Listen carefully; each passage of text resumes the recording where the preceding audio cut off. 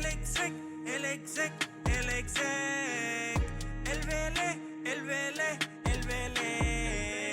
El fenómeno que todos quieren ser. El chamaquito que no pueden entender. How we doing, guys? Welcome to episode 162 of the Exec Talk Podcast. I am your host, Del Velez. Feliz Nochebuena. Merry Christmas Eve. What's up?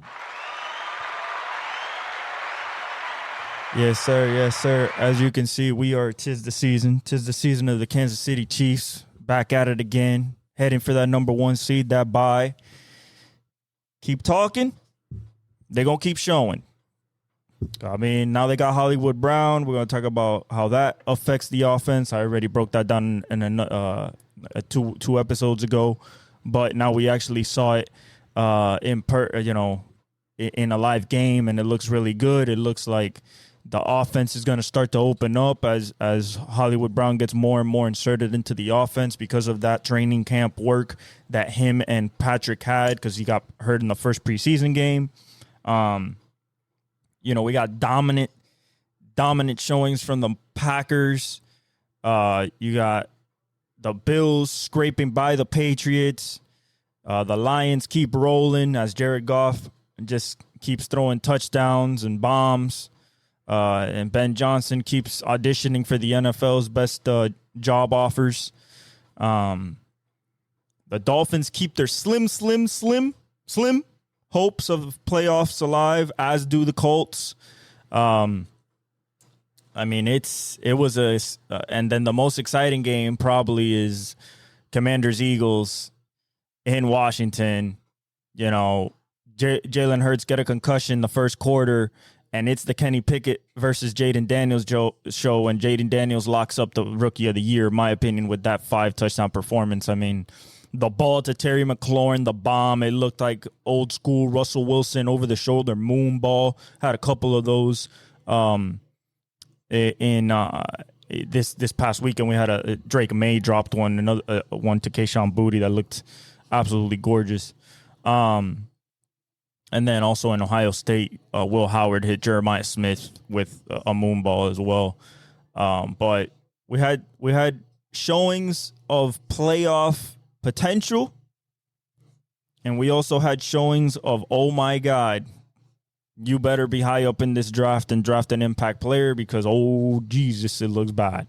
Okay, well, a couple of those teams that are eliminated, they just need a new direction to anywhere. But yeah, and then in college football, of course, we had a couple all of them were blowouts except that Clemson-Texas game that came down to 10. And surprisingly, the Indiana 27-17 game versus Notre Dame, they just couldn't stop the run. They just could. Notre Dame? Yes, because it's Indiana. Yeah, so they just couldn't stop the run. They couldn't stop Jeremiah Love. Riley Leonard, that defense played really well. SMU got their asses kicked. Indiana, just a lot of turnovers from quarterbacks that usually don't do turnovers.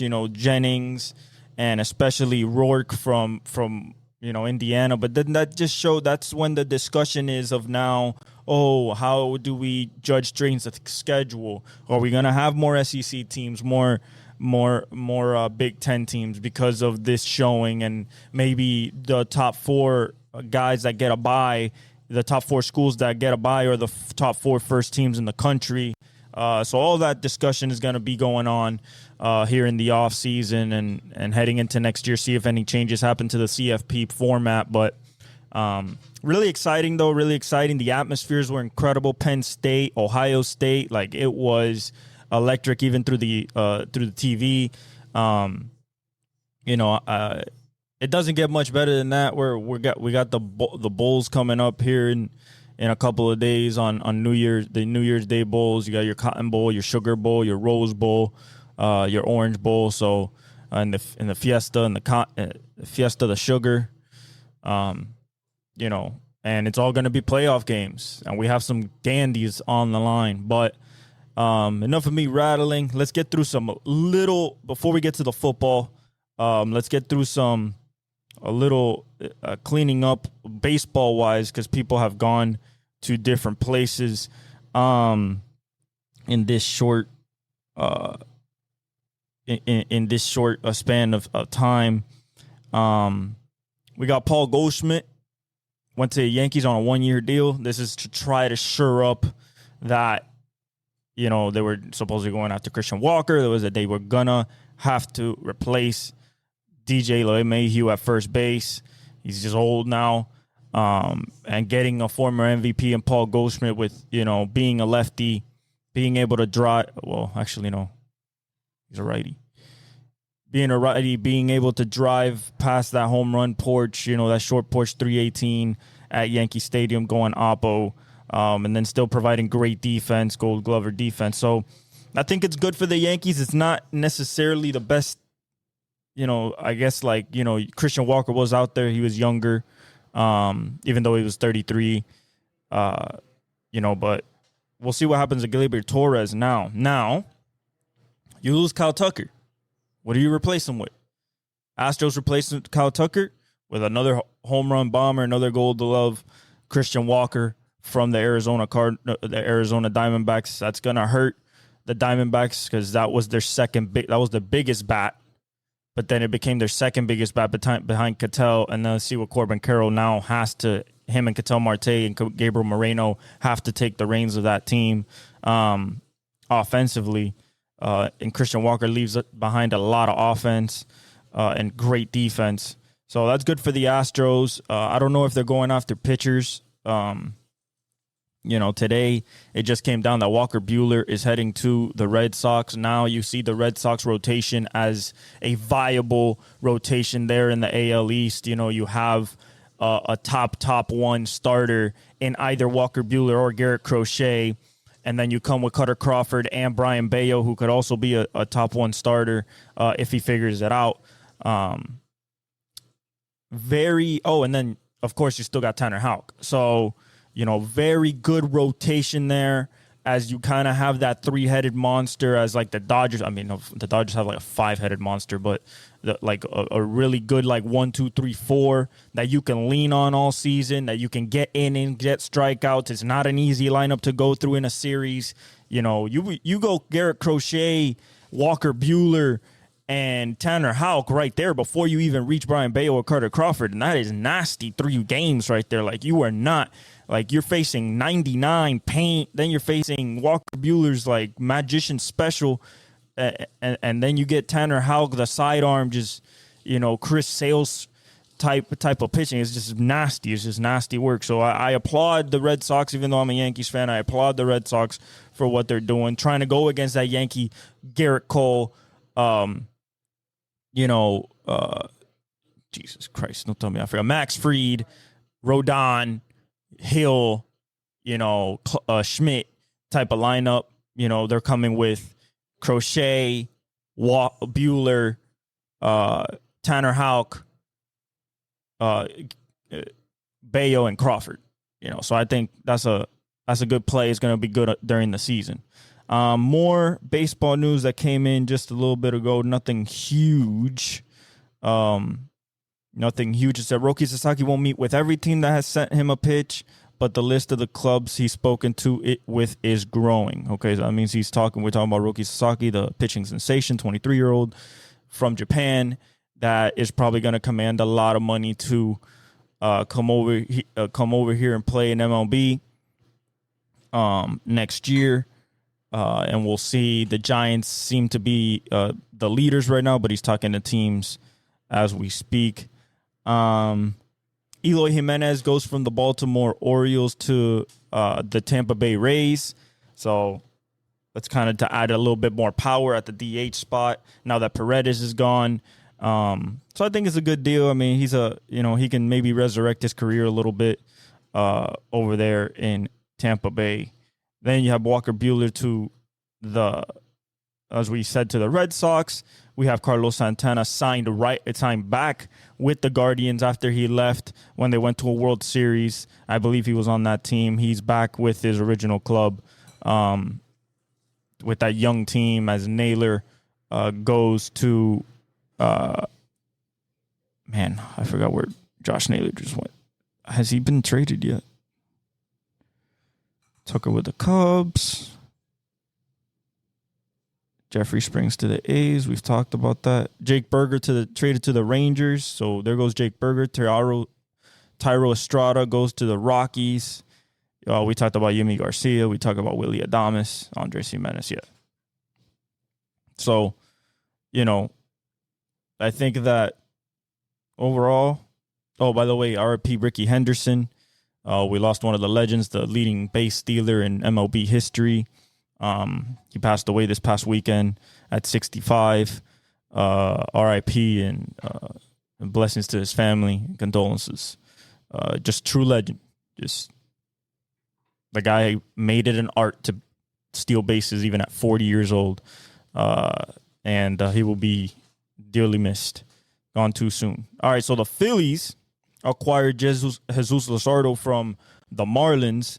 He's a young kid, has a lot of potential. You add him to a rotation of now, you can look at that Phillies rotation as a Wheeler, Nola, Ranger, Luzardo. That's definitely very potent there in the NL. So I like that move. Nathaniel Lowe gets traded to the Nationals, so he goes with Dylan Cruz, C.J. Abrams over there to add some pop. And the Rangers lose a piece, which is, I'm guessing, why the Rangers added Jake Berger.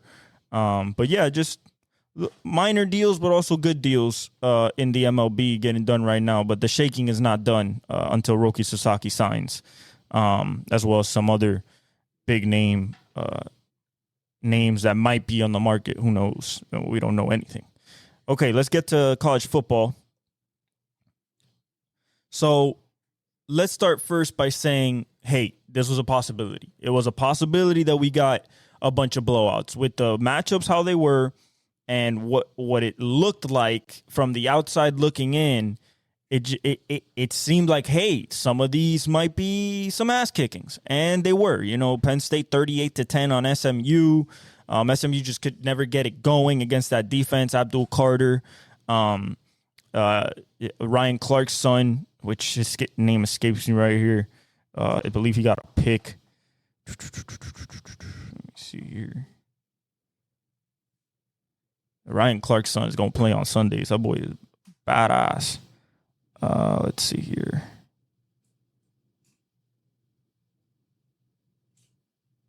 Defense.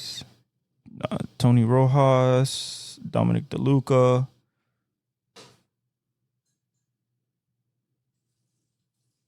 Oh, I'm tripping.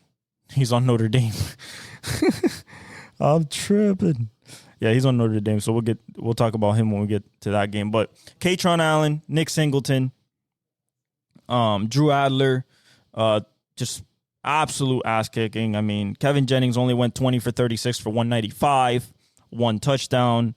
They couldn't run the ball. They ran 36 times for 58 yards. That's 1.6 yards a carry. I mean, that's abysmal. They couldn't pass the ball. They went 20 receptions for 195 as a team and a touchdown. Yeah. Their defense couldn't create. They got 3 sacks, but couldn't create enough push. They got 1 interception, but they just couldn't. They just couldn't deal with. Sometimes the recruiting power, like these are all a lot of 5 stars, a lot of 4 stars, going against maybe some 3 stars, a couple of 4 stars, maybe 1 5-star. Like, this is just what it is. The difference in recruiting power and, history and, just constant support for like a Penn State, a big time program against an SMU who's a big time program, has a lot of history, but it's just not at the level of Penn State right now. And Drew Adler goes 13 for 22, 127, nothing really crazy. A QBR of 56.8. Nick Singleton, he goes 14 for 90. He'll be playing in the next level. Katron Allen, the power back, 11 for 70. 2 touchdowns. He's going to be playing at the next level. Their receivers, Harrison Wallace, Tyler Warren is going to definitely be a first-round pick in the upcoming year's draft. Probably the best tight end prospect coming out of college this year. But they went 14 for 36 as a team in the air. Like, it's just not It didn't do good. They got 3 sacks from the defense. I think Abdul Carter got one. Yeah, he got one. Danny Dennis Sutton, he got 1.5. And Dominic DeLuca, the guy who caught the pick, also got one. DeLuca ran he had 2 interceptions. He ran back, one for a touchdown. That was in the first half. And then Tony Rojas also returned one for a touchdown. I believe that was in the second half. Yeah, this is just like now the test for Penn State is going to be, okay, now can you do it against it? Well, actually, let me see let's run through the playoff bracket just in case. Let's see. Texas, Arizona State, okay, Ohio State, Oregon, Penn State, Boise State. Okay, so that's going to be Ashton Genty versus that defense. That's basically what that game is going to be. Then we have Notre Dame, Georgia. So those are the New Year's 6 bowls. Yeah, Penn State just dominated, man. It's just a better team. Clemson, Texas. By the way, I went undefeated on all these. I picked Penn State. I picked Texas. I picked Ohio State. I picked Notre Dame. I put a bet on it. It hit. So, I felt pretty good about where these teams stand. You got Texas, Clemson. It was 38-24. Texas eventually started imposing their will, running the football against Texas with Jaden Blue and Quintravion Wisner. Antonio Williams got a touchdown, but Jaden Blue took a 38-yard run. Wisner took a 16-yard run, a 3-yard run. You had Gunnar Helm catch a 19-yard pass from Quinn Ewers. Then you had TJ Moore, and then Jaden Blue finishes it. I mean, puts it up 14 with 10 minutes left in the fourth. It was a lot of time. It's like, nah, the defense just clamped down, and 77 yards to the house to make it a 14-point lead that would not be touched again. So Texas kind of flexed their muscle. This is what I expected from this team, especially heading to the playoffs, and people saying that they might be the best team in this tournament. Kate Klubnik didn't have a bad day. He went 26 for 43 for 336, 3 touchdowns and a pick. They just couldn't run the ball. They ran 24 times for 76 yards. That's 3.2 yards a carry. That's not bad. It's not good. TJ Moore, 9 receptions for 116 yards and a touchdown. You had Antonio Williams go 4 for 66 and a touchdown. Brian West go 3 for 30.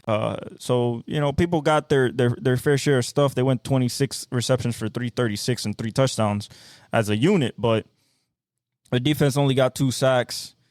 They got an interception, didn't do much with it, 6-yard return.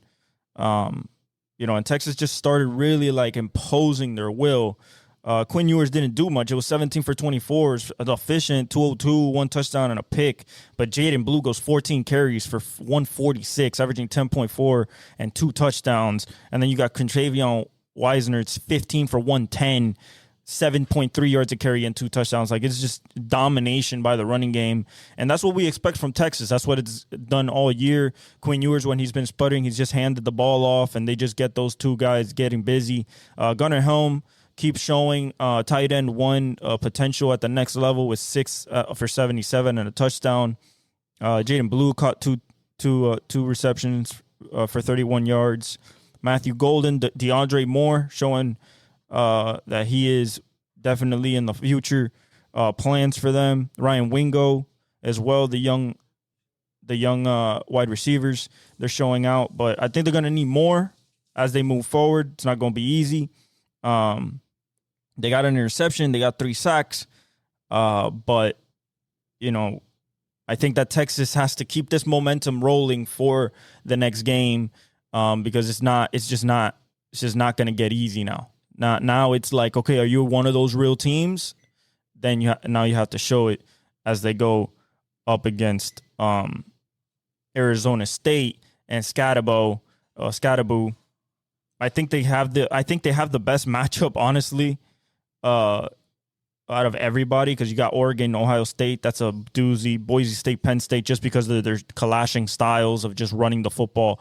with one guy versus two guys, a quarterback that can't pass versus a quarterback that can pass, but they want to run in Boise State. And then you got Notre Dame, Georgia, which can go either way. It could go blow out Georgia or a close game, and probably Georgia pulling it out in the end, unless Carson Beck's probably not playing, so it's going to be a freshman at quarterback, so that's going to throw a wrench at the things. But Riley Leonard's ability to not be able to throw, or inability to be able to throw consistently, you know, although he showed a little bit this game, but, you know, still not showing me what we really want out of a number one quarterback at a big-time school like that.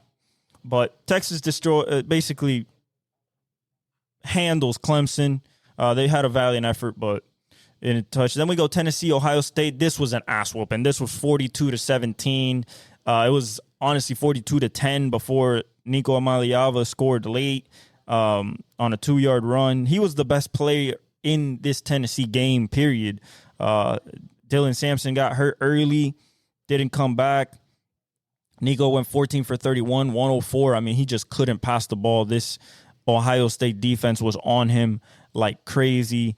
Peyton Lewis ran for 77 yards as a team. They ran for 152 yards on 39 carries, 3.9 yards a carry, and 2 touchdowns, but they couldn't pass the ball. They threw the ball 31 times, made 104 yards out of it, out of 14 receptions. Brew McCoy went 4 for 40. Squirrel White went 1 for 17. I mean, it was just Dante Thornton Jr. 1 for 14. Just nothing on the ground, nothing through the air. Nico scored both touchdowns running in the game. He was basically their whole offense. Their defense didn't get no sacks. They got a pick, but it was returned for 0 yards and didn't do anything. And then Ohio State just put the thunder down after the disappointment against Michigan and just turned into just a scary, scary team, really showing off what Jeremiah Smith will be possibly at the next level after next year when I believe he's going to the league after his sophomore year. Actually, he has to wait to his junior year, right? Unless he's a redshirt freshman, which he's not. He's a true. Okay, so in 2 years when he goes to the league. But Will Howard, 24 for 29, really efficient, 311, 2 touchdowns, a pick, 98.8 QBR. Travion Henderson, 10 for 80, 2 touchdowns. You had Quinshawn Judkins with 10 for 34, 2 touchdowns. Just mauled them, 33 carries for 156 yards and 4 touchdowns, 4.7 yards a carry, just really good on the ground. Jeremiah Smith goes 6 receptions, 103 yards and 2 touchdowns, and 1 absolute gorgeous ball to him by Will Howard for I believe the first or second touchdown of the game, if I'm not mistaken. Let me see here. Yeah, it was the 37-yarder to open up the game, basically, to get the scoring going. I mean, it was beautiful. Ohio State just flexed the muscle. Now, if this is going to be the Ohio State we're going to get and the defense we're going to get too, because the defense went nuts as well, getting 6 sacks. I mean, hold up, 4 sacks, my bad. That was tackles for loss. He got 6. But Caleb Downs played great. Jack Sawyer, 1.5 sacks. Just a guy that's going to be one of those linebackers at the next level. You had Ty Hamilton with 0.5 sack. And JT Tomolu also, JTT with 2 sacks. He's going to be a monster at the next level as well. This defense is really good. Now they just have to show it against probably the best team in the country in Oregon, to be honest, the most well-oiled machine that is in college football right now. So we'll see if Will Howard, Travion Henderson, and Quinshawn Judkins, Jeremiah Smith, and Emeka Egbuka went 5 for 81. Will be as good as this, facing again for the rematch, this time in a neutral site against Oregon for the chance to go to the final in the SCFP. After that, we finally have Notre Dame, Indiana, the first game that kicked this off on Friday. 27-17, closest game. Notre Dame really flexed their muscle running the football, though. Early, it was 17-3 at halftime. I mean, Indiana tried to make a little comeback at the end when they finally got the rhythm, throwing to Surratt and running the ball a little bit, but Rourke just was out of sorts completely, just throwing picks, nothing like stuff that he wasn't doing throughout the whole season. And then, so, the questions come up, was Kirk Cignetti just blowing up smoke, or talking shit, but not really backing it up? I think Notre Dame was just a better defense overall. I mean, it's just they knew what they had to do, knowing that Riley Leonard couldn't pass a lot. Jeremiah Love opens up the scoring with a 98-yarder. I mean, right off the bat with 10:57 to go on Notre Dame's opening drive. Then you got Jaden Thomas, 5-yard pass from Riley Leonard. And then you have Micah Jeter, Mitch Jeter, healthy now. Kicks a 49-yarder. He kicks a 33-yarder. Then Riley Leonard runs it for 1 yard, and then you have Indiana trying their best to come back, but it didn't, it wasn't enough. They couldn't run the ball effectively. Ellison went 11 carries for 37 yards, which is nothing. Surratt went 4 for 67. Rourke went 20 for 33, 215, 2 touchdowns, but that interception. Riley Leonard went 23 for 32, pretty efficient, 201, a touchdown. I wasn't in a pick. I'm not expecting a lot from him through the air. His is more through the ground. Jeremiah Love, 8 carries, 108 yards, 1 touchdown. He got a 98-yarder, and then he only got 10 more yards. I mean, they kept him, but then right there, the defense kind of took over. Jordan Faison, the national champion lacrosse player, actually from Fort Lauderdale, which is cool, down here in 954 and 305. He's a baller. He reminds me of like a Golden Tate, really good hands, could get shifty. I like him. Fighter, likes to catch the ball on third down, likes to be the main guy making those plays when they need him. 7 receptions for 89 yards, pretty good. But yeah, Notre Dame just dominated him, did what they had to do, And, Curtis Rourke, 20 for 33, 215, 2 touchdowns and a pick. Ellison went 11 for 37 on the ground. Tyson Lawton, 10 for 34. They just couldn't get anything on the ground. Elijah Surratt went 4 for 67. Miles Price went 5 for 56 and a touchdown. Omar Cooper caught a touchdown, 1 for 23. It was a 23-yard reception. Their defense just couldn't do anything. They just got 1 sack. And then the Notre Dame, for allowing him to throw for 32 times, 23 for 201, 6.3 a carry. Like, you can't expect more from Riley Leonard. Jeremiah Love, 108. Riley Leonard with 11 for 30, so 2.7 yards a carry, but he had a touchdown. So he used his legs when he needed to. Faison with 89, and then Bo Collins had 18. I mean, it was just Faison, to be honest.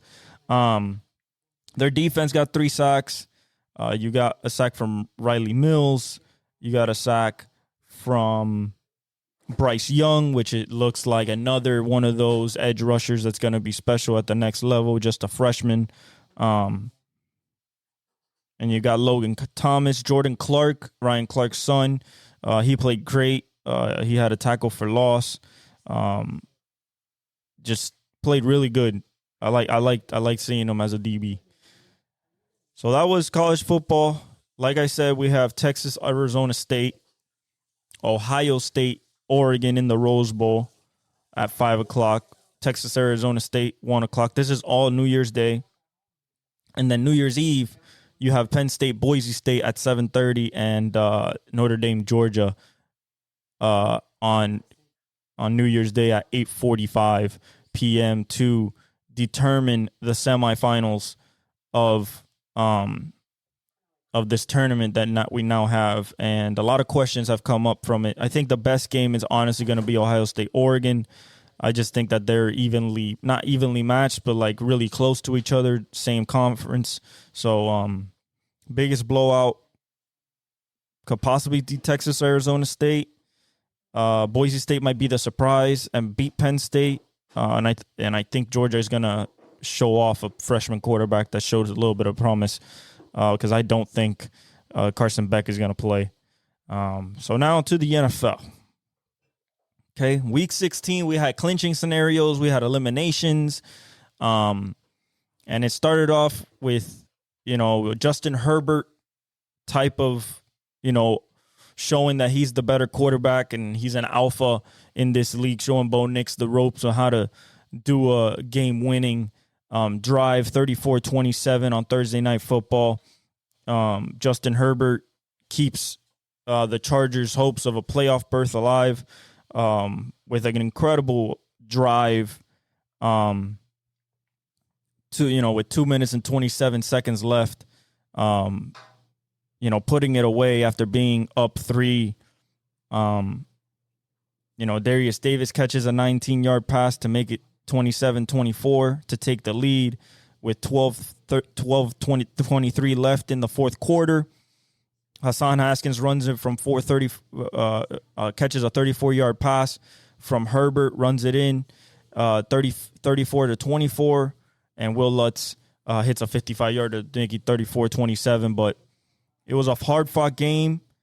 The Broncos had the early lead. It was 21-10, and then all from there, it was just 6 points by the Broncos, and then just a barrage by the Chargers after it was 21-13 at half, and then the Chargers took over completely and put it away. Justin Herbert, wonderful, wonderful day. Just showing that potential with Harbaugh when they're heading into the playoffs. I don't think this is the team you want to face just because not of the offense, but the quarterback itself, the coach, and that defense. Bo Nix went 29 for 40, 263, 2 touchdowns, no picks, 106.6 passer rating. Audric Estime was their leading rusher, 9 for 48. Bo ran for 3 for 21. Audric got a touchdown. The passing game really didn't work for Broncos. Marvin Mims went 3 for 62. Cortland Sutton went 5 for 50. Javonte Williams went 7 for 29. The touchdown scorer was Devon Vele on a 15-yard pass from Michael Burton. Also ran one in after catching it from Bo Nix. But, this was just a flexing of the muscle by Justin Herbert.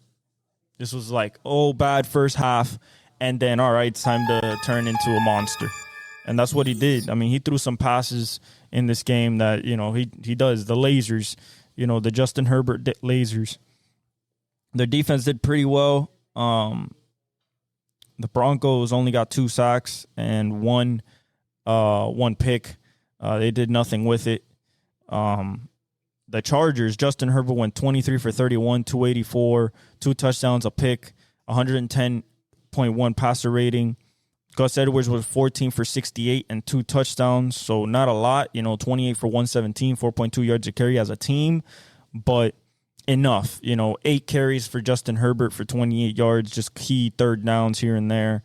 Lab McConkey went 6 for 87 on 6 targets. Joshua Palmer, 3 for 41. Like I said, the passing wasn't that good either, 23 for 284 from the receiving core. But you got touchdowns from Hassan Haskins and Darius Davis. Quentin Johnson went 3 for 18 on 6 targets. Their defense got 2 sacks, 1 from Joey Bosa and Bud Dupree, the former Pittsburgh Steeler, no interceptions. But, they had the better quarterback. They had the more experienced quarterback.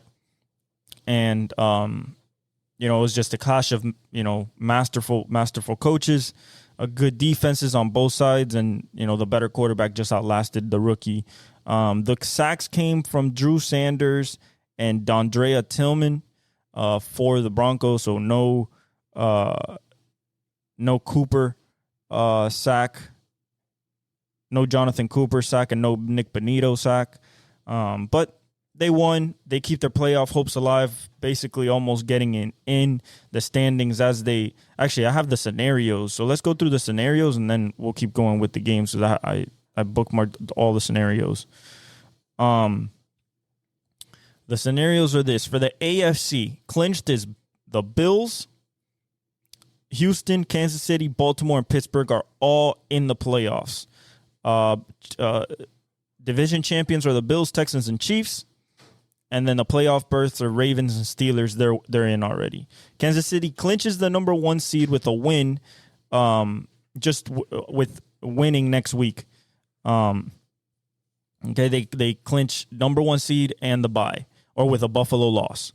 Okay, Denver clinches a playoff berth with a win and in scenario next week for them. Then you have, and then the Kansas City's at the Steelers on Wednesday on Christmas Day. Cincinnati's Saturday at 4:30 against the Broncos. So Broncos are at Cincinnati. And the Chargers are at the Patriots. If they win, they're in the playoffs as well. For the NFC clinched, you have Detroit. All these are playoff berths. Nobody's clinched a division yet. You have Detroit, Green Bay, Minnesota, and the Philadelphia Eagles all in the playoffs. No division winners yet. Detroit can win the NFC North and get the number 1 seed just with a win and a Minnesota loss this upcoming weekend. Detroit is at the San Francisco 49ers. That should be an easy win. Philadelphia against the Cowboys at home on Sunday. Philly needs win and in. If they win, they're in, and they win the NFC East division. If Washington loses, they also win the NFC East division. Atlanta at the Commanders on Sunday on NBC. You have Atlanta clinches NFC South division with a win and a Tampa Bay loss. As Tampa Bay lost this past Sunday night.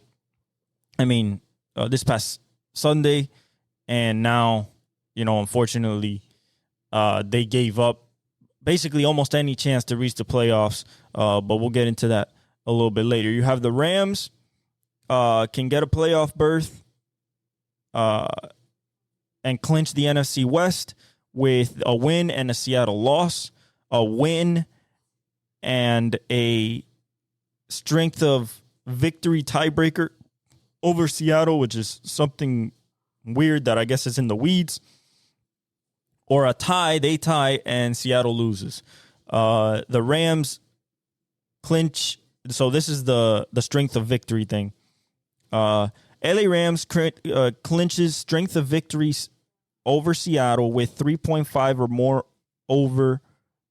or more wins from the following teams: Minnesota, Buffalo, San Francisco, Washington, Cincinnati, and Cleveland.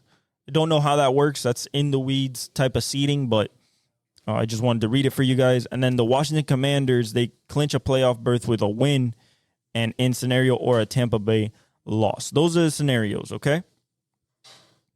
As of right now, actually, we'll do the standings after we go through the scores. So that's Chargers, Broncos. We got Texans, Chiefs. Listen, I'm going to say this because Patrick Mahomes and the defense. Patrick Mahomes is supposed to have a sprained ankle. This man's Gumby. Okay? Sprained ankle, nothing. We are running. We're running people over in for a touchdown. We're going to throw to our new toy, pause, but, our new weapon, Hollywood Brown, coming off an injury. We're going to throw DeAndre Hopkins. We're going to throw a little bit to Kittle. Pacheco didn't do much. I think that will be better as the playoffs and the season ends and the playoffs start. But Chiefs do what they need to do. The offense looks better with Hollywood in it. It looks like it makes sense. There's a lot of like clunkiness, like the coverages are not just overbalanced to like a Travis Kelce, DeAndre Hopkins side, just disregarding everybody else. Noah Gray is showing good production. So, the Chiefs had to do this. They beat the Texans 27-19. Tank Dell is lost for the season. He dislocates his kneecap on a touchdown throw by C.J. Stroud. A beautiful touchdown throw, but his own teammate just signed off the practice squad, just dives into his knee and destroys it, immediately. He's pointing at his knee, can't move it. They had to stretcher him off in an air cast. And it's unfortunate because the Texans they won their division, and now they're going to have a home playoff game, and it's just going to be just like last year, just a Nico Collins show, because no Stephon Diggs and now no Tank Dell. Schultz is going to have to step up. Xavier Hutchinson is going to have to step up. Mechie's going to have to step up, and we're going to need even more production from Joe Mixon and that defense as well. But, the Chiefs, Patrick Mahomes shows off that he's fine. The first touchdown of the game, he runs it in from 15 yards and tries to barrel over the corner. Kaimi Fairbairn hits a field goal. Dalton Schultz causes a 10-yard pass from CJ. Then Kareem Hunt runs it in for 3 yards. Harrison Buckner hits a 44-yard field goal. Tank Dell catches that pass that destroys his leg. A 30-yard pass from CJ. They missed the extra point, so it's 16-17 at this point. Xavier Worthy catches an 8-yard pass from Patrick Mahomes, and Kaimi hits a 11:51 field goal in the beginning of the fourth quarter, and a field goal by the Chiefs at 5:18, and then their defense basically stomps it out in the end against the Texans. CJ Stroud goes 23 for 39, 244, 2 touchdowns, 2 picks, 2 sacks for 17 yards, a rating of 73. Just didn't look good. He was really emotional after Tank Dell got hurt. Joe Mixon goes 14 for 57, really nothing on the ground for anybody. Tank Dell goes 6 for 98, but is lost. Catches the touchdown on 7 targets. Nico goes 7 for 60 and 10. McDuffie was all over him. They didn't allow him to really explode. Yeah, Schultz with 5 for 45 and a touchdown. Robert Woods 3 for 19. Robert Woods fumbled, but he didn't lose it. Their defense got 1 sack, and it was by Christian Harris coming back, the Alabama product. He's back. They like that he's back. But, you have no interceptions. And just, you're at Arrowhead. It's a little bit cold. Patrick Mahomes, you think that he's hurt, but he's not. Same thing that he did on the championship run 2 years ago. So, you got 28 for 41, 260, a touchdown, no picks from Patrick, 93.5 passer rating. Kareem went 11 for 55. Nothing on the ground, really. 28 for 124, 4 yards a carry as a team. You had 5 carries for 33 yards and a touchdown by Patrick. Pacheco went 9 for 26. Kareem went 11 for 55 and a touchdown. Xavier Worthy went 3 for 10. Just not a lot. You had Xavier Worthy 7 for 65 through the air on 11 targets. I like that they're getting him more involved. I think that they should get him more involved and more comfortable in the offense now that Hollywood Brown is there, taking off that pressure, overloaded coverage look to those, to DeAndre, Kelsey, and Worthy. Now with Hollywood Brown on the other side, you could definitely split that coverage as Andy Reid likes to do it and take your shots down the field. Now should open that area of the offense. Samaje Perine went 3 for 50. Hollywood Brown caught 5 balls for 45 yards in his Chiefs debut on 8 targets. DeAndre Hopkins was 4 for 37 on 4 targets. Kelsey went 5 for 30 on 7 targets. Just really spread the wealth. He went 28 for 260, 9.3 yards, a reception. Nothing really big. Their defense got 2 sacks, one from Mike Pennell Jr. and the other one from Joshua Williams on a blitz. They got two picks, one by Trent McDuffie, he saw it on the Jumbotron as he was in phase, turned around, picked it off in the end zone. And then Jaden Hicks also caught a pick as well. But yeah, the Chiefs just take care of everything, 14-1.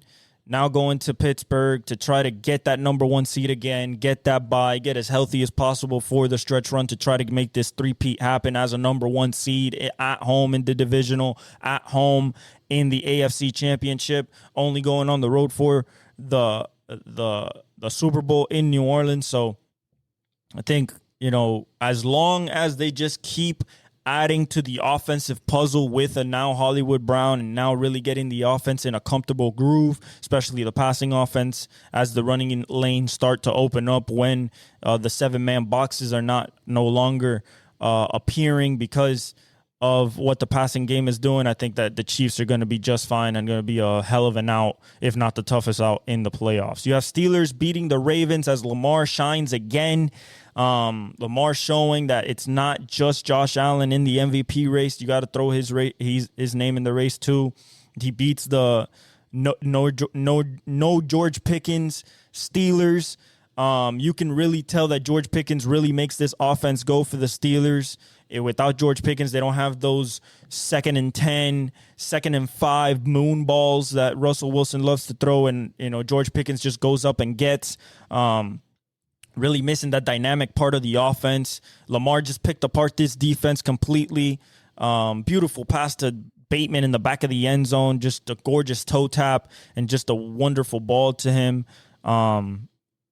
Derrick Henry showed out once again. Russell Wilson went 22 for 33, 217, 2 touchdowns and a pick, 3 sacks from 19 yards, 92.6 rating. Like, he played well, but, without George Pickens, and their running game, 24 for 117, 4.9 yards a carry. You got 12 carries for 48 yards from Warren. Najee Harris went 9 for 42. And Russell went 3 for 27. Their averages are 4 and 4.7, but if you're only rushing the ball 24 times and throwing the ball 33 times, that balance is going to screw you up. Calvin Austin went 4 for 65 in the air. Jaylen Warren went 5 for 44 on 5 targets. Van Jefferson 2 for 7 on 3 targets. Like Ben Skoranek, Mike Williams. Pat Fryermuth went 3 for 16 on 3 targets. There's just nobody to throw to when there's no George Pickens there. Calvin Austin is nice, but he can't carry that offense. And when your second leading receiver is your running back, that's not a good recipe for success. They threw the ball 44 times for 217 yards. Only 9.9 yards of reception. I just think that,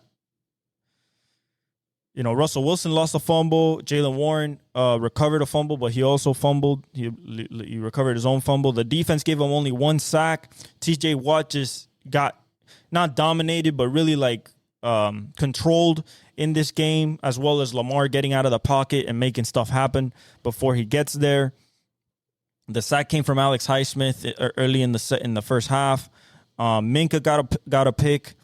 But other than that, the Pittsburgh Steelers just could not hold off the onslaught of the Ravens. Lamar, 15 for 23, 207. You think, oh, okay, that's fine. 3 touchdowns, 1 pick, only 1 sack, 115.4 rating. Derrick Henry, 24 carries, 162. Absolute domination by King Henry himself in Baltimore. Justice Hill went 2 for 30.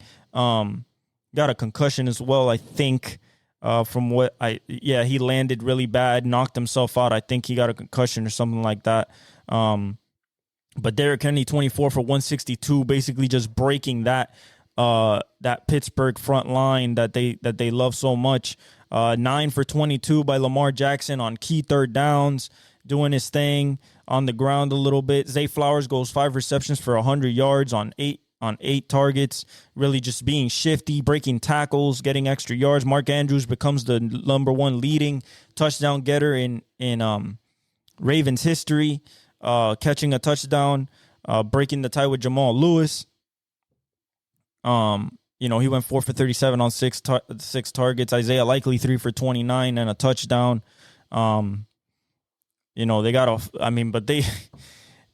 They almost turned the ball so much. You had Desmond King, the second, with 2 fumbles. Lamar had a fumble, but they all recovered them. No fumbles lost, so they got lucky. Their defense got 3 sacks, 1.5 sacks by Kyle Van Noy, having his best season of his career. You had Nnamdi Madubuike getting half a sack, and then Michael Pierce got a sack through the middle. Marlon Humphrey got a pick and returned it for a touchdown to basically seal it. Just the Ravens just showing you that, hey, we're going to finally beat the Steelers in a way where it looks like Lamar's passing the ball, and they ran the ball extremely, extremely well with 24 for 162, 6.8 yards a carry by King Henry. Just really love what I'm seeing from the Ravens here. The Pittsburgh Steelers need George Pickens back. It is, and they need a healthy TJ Watt. Without that, it's going to be one and done. And they might even lose the division to the Ravens, but just absolute showing MVP from Lamar Jackson.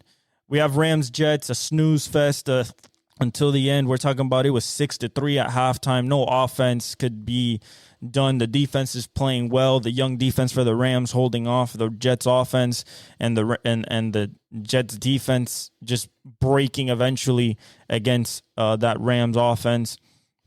Devontae Adams started it off with a touchdown, but they missed the extra point. Kyren Williams runs it for 2 yards. They missed the extra point. 6-6. Anders Carlson with zeros on the clock kicks a 21-yard field goal to take the lead for the Jets 9-6. And then it was 9-9, 12:44 left in the fourth quarter. So nothing happened in the third. Like nothing happened in the third. It went by super quick. This game was up and down, as in like it was quick. This game was first quarter, second quarter, halftime, boom, third quarter, nothing. And it was quick. It was done quick, but it was bad.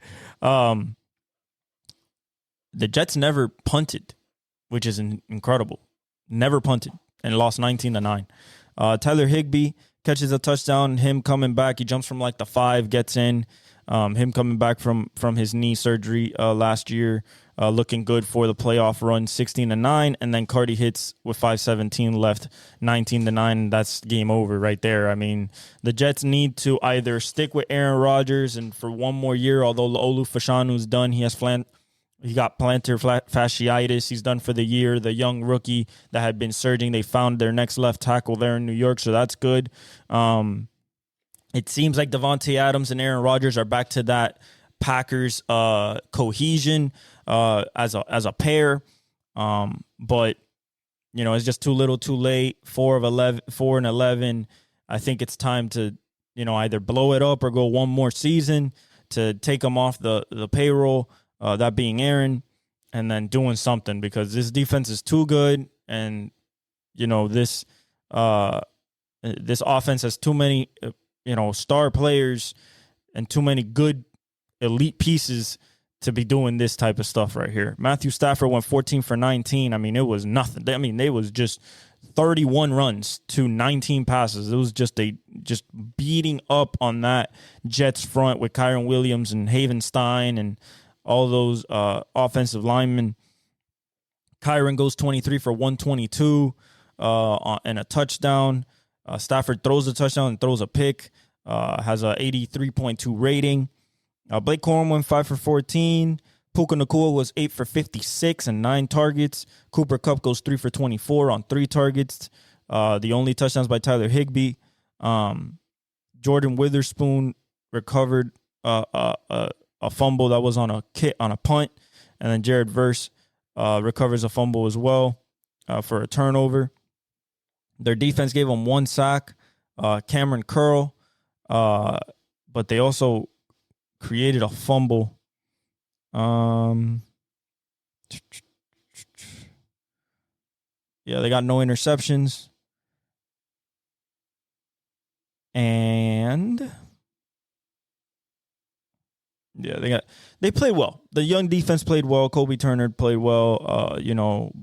Jared Verse, Braden Fisk, they're elite. They're going to be great for years to come. They need a number 1 corner. I think that's what they're going to attack either this offseason or in the draft. There's some Will Johnson or anything like that, even though it probably won't be there when they're going to pick. But, the Rams just did their best to keep, basically putting the hammer down on Seattle for that the division win in the NFC West. Aaron Rodgers went 28 for 42, 256, a touchdown, no picks, 1 sack for 10 yards, 91 rating. Breece Hall went 14 for 52. They ran the ball 20 times for 75 yards. They really just gave up and just started passing. I mean, a 2-to-1 ratio, 42-20 in passing to running. So, Ulbrich just started being pass happy.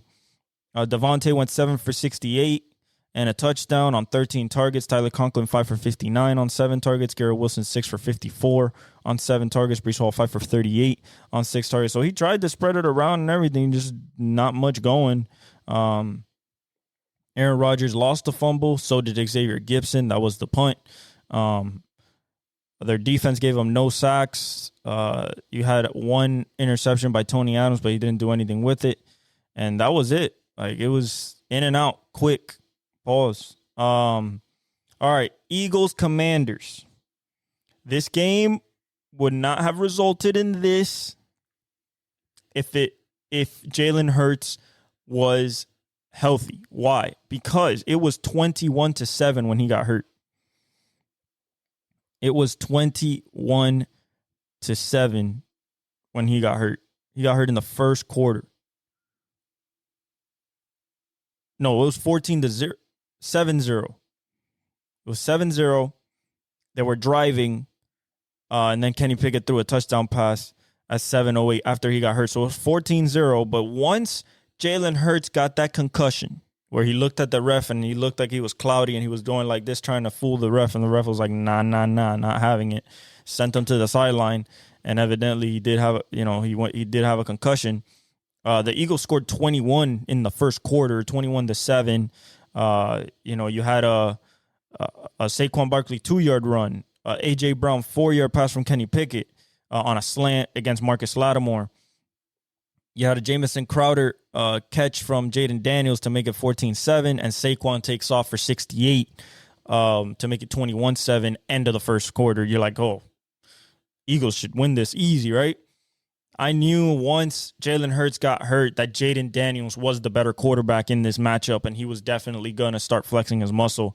And evidently that's what happened. Second quarter, immediately, Terry McLaurin, 32-yard bomb, talking about that moon ball just over the shoulder. I'm talking about literally he is running to this pylon, this front pylon on the left side, and on a third down, he just lets it go.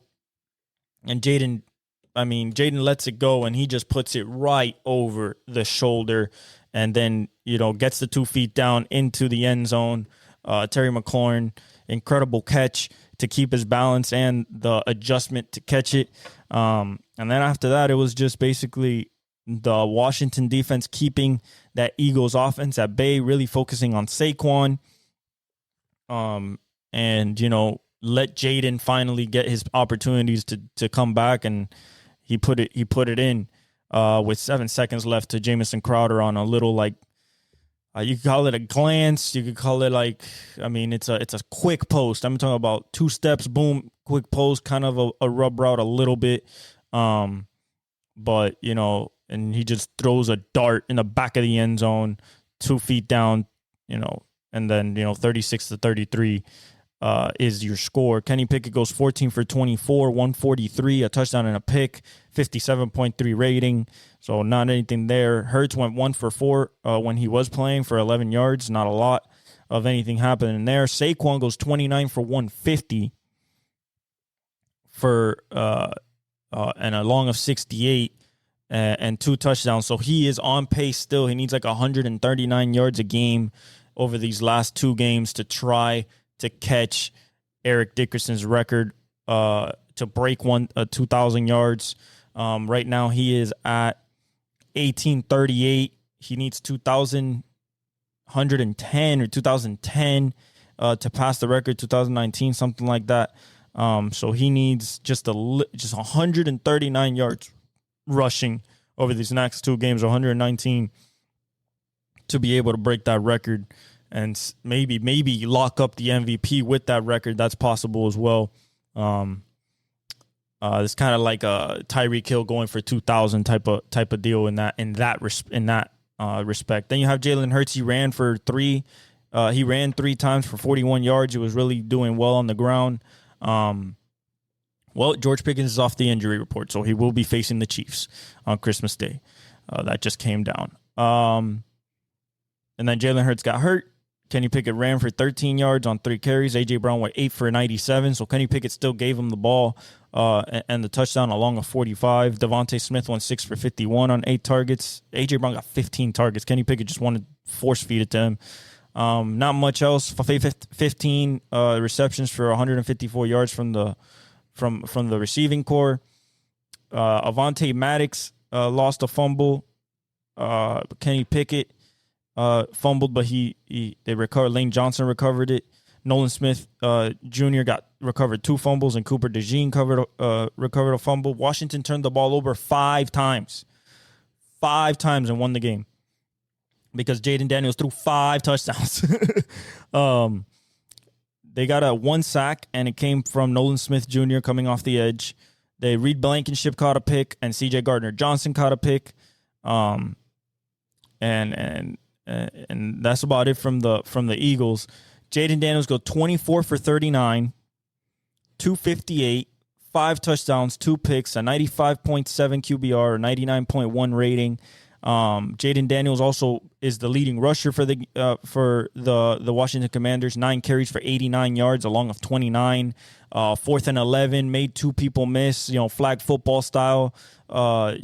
Just smooth runner, fast, but like looks silky smooth running. Brian Robinson went 10 for 24, couldn't get the running game going. That's why they threw 39 times and only ran 24. Olamide Zaccheaus went 5 for 70 and 2 touchdowns on 8 targets. Terry McLaurin went 5 for 61 and that long 32-yarder. De'Ami Brown went 4 for 56 on 5 targets. Brian Robinson Jr. 2 for 17 on 3 targets. Jamison Crowder goes 2 for 15 and 2 touchdowns on 4 targets.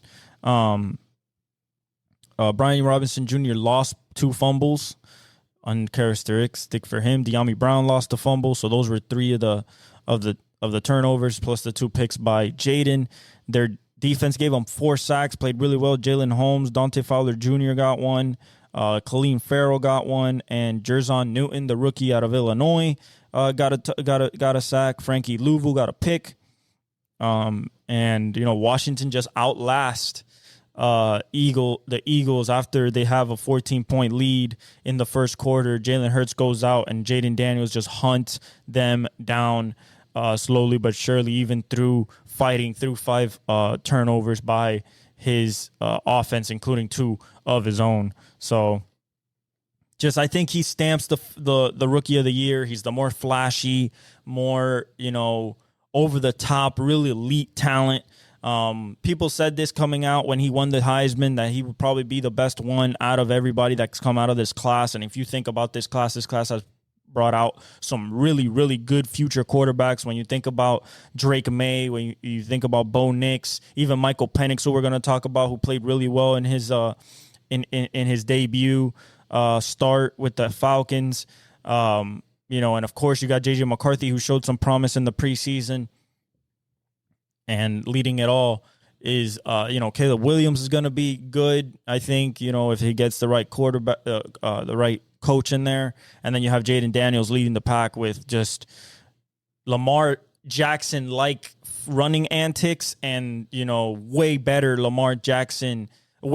Lamar Jackson arm talent and processing power than in his rookie season. So it is incredible to see, and I think he is the rookie of the year in my eyes, in my opinion. I always thought so, but since he had a little dip, Bo Nix came up, but I think Jaden Daniels always had the ability to surpass him anytime he wanted, as long as he got back to that track, and he is absolutely incredible. Falcons beat the Giants, the mediocre Giants.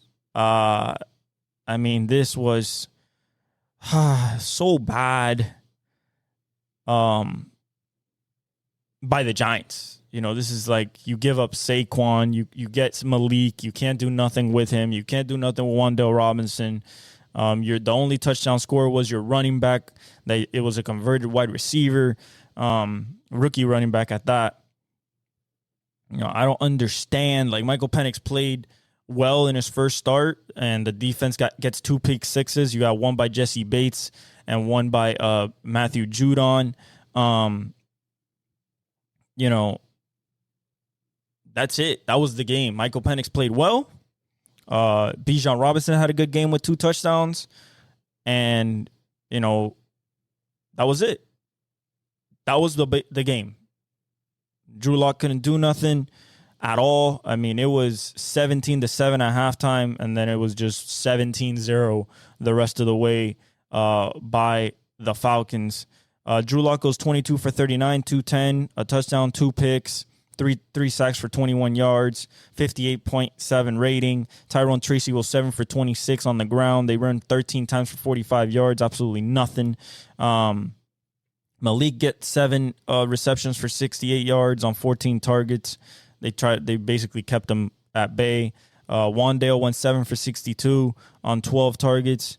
And Tyrone Tracy goes 4 for 43 in the touchdown on 4 targets. That was basically it. Drew Lock loses a fumble. Their defense gets no sacks. Cordell Flott catches a pick, but does nothing with it, just runs it back 26 yards.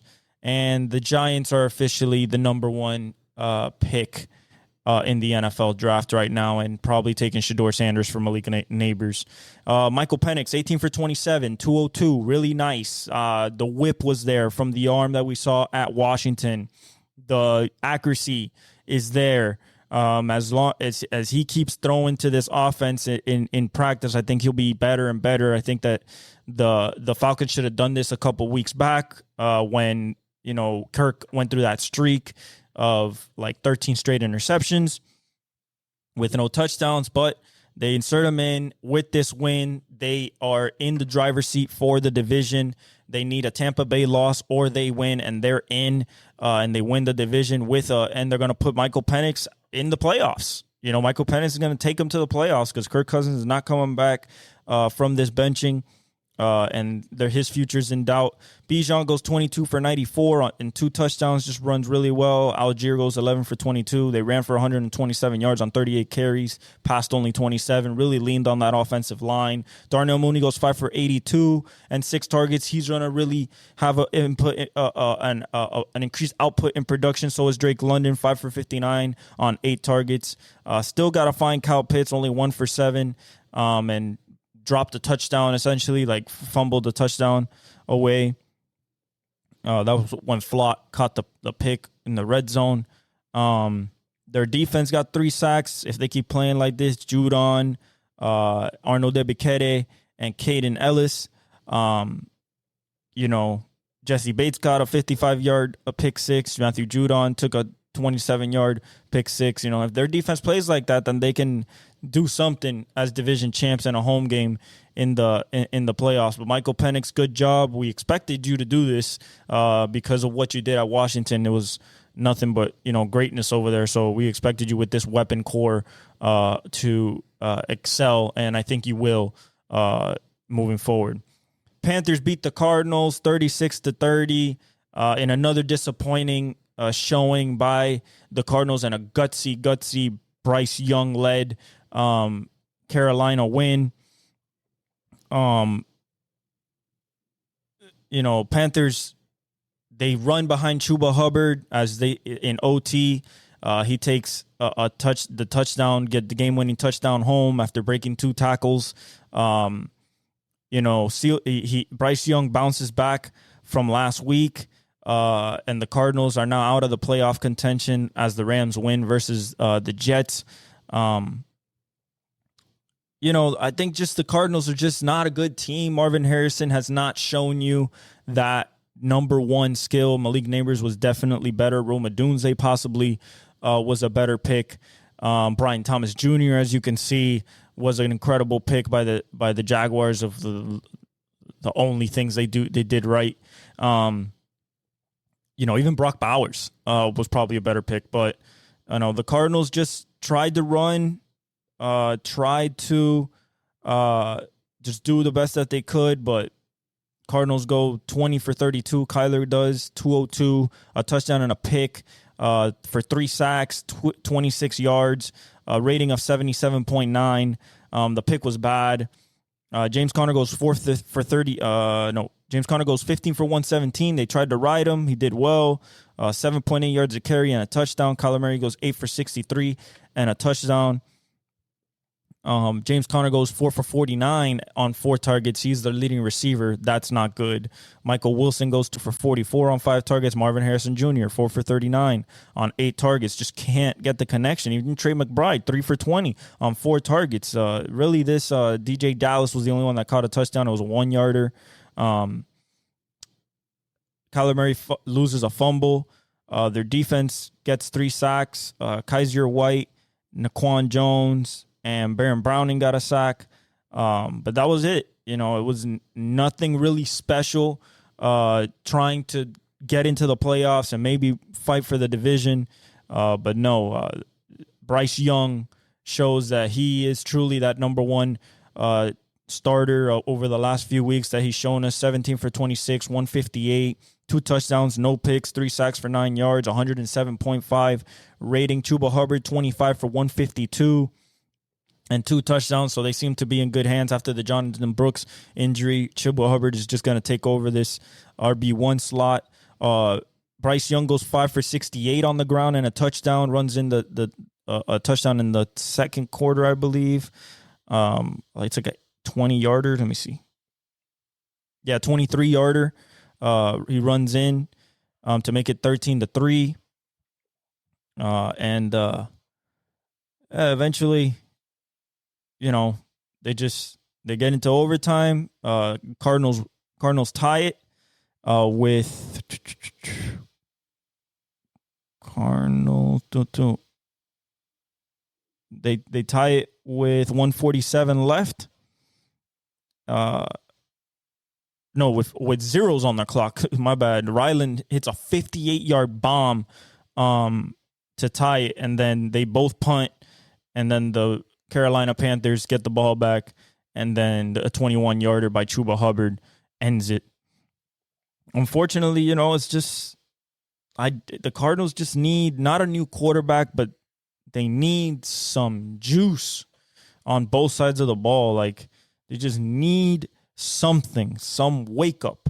And for the Panthers, they need one more receiver. Now they're 4-11, so I think that takes them out possibly of the Travis Hunter sweepstakes, because it's probably going to be Shador, Cam to the Raiders, and then that third spot is probably going to be the Patriots. Although I would not like it to be the Patriots, it's probably going to be the Patriots, and that's where Travis Hunter would go for Drake May.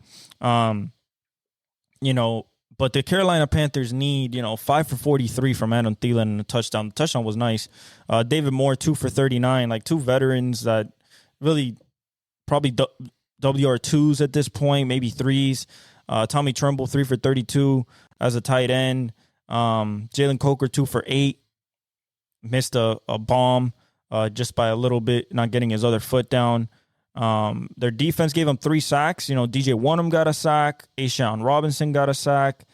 And Jacoby Windmon gets a sack. One interception by Damani Richardson. And that's it. So we'll see what the Carolina Panthers do. I suggest another receiver. If not, you would get probably,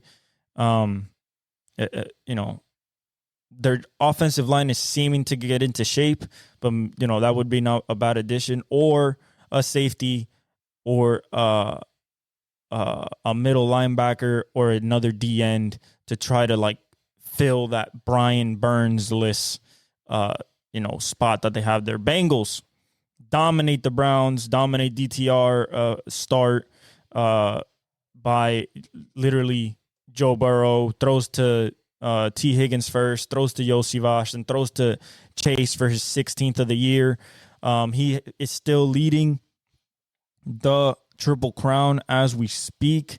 I believe, let me tell you real quick, you have receiving, Chase is at 15-10 with 16 touchdowns. He's first in receptions with 108. He's first in yards with 15-10, and he's first in TD. So he is definitely shooting for that Triple Crown, with Justin Jefferson 1387 behind him. So I think Chase has that in hand.